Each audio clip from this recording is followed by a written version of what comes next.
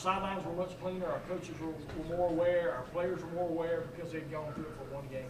Well, to be honest with you, no. You know, when you're recruiting in a non-scholarship school, the very first year, you really don't know what you're going to get. We just signed a bunch of bodies, a bunch of players.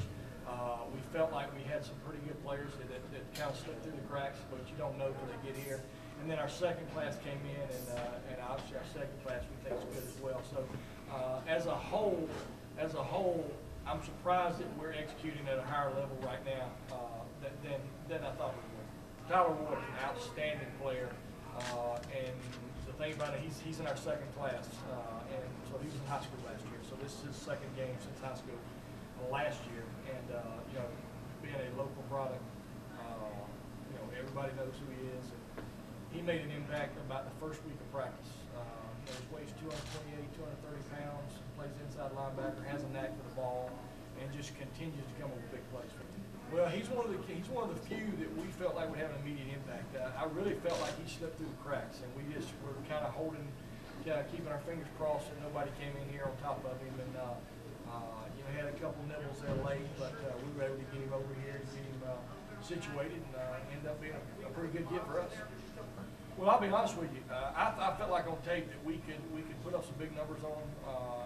But let's just face it, they haven't scored a touchdown in now 3 games.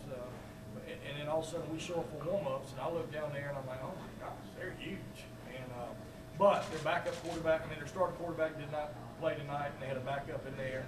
And it's very difficult to execute your offense with a backup quarterback. So, you know, as I told you earlier in the week, we were trying not to worry about as much about them as we worry about ourselves improving.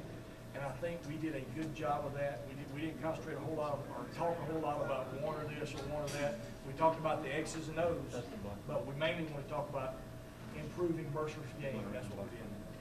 Well, I think what we're trying to do is we're just trying to complete a game 1, we're trying to complete game 2, and then of course we'll try to complete game 3.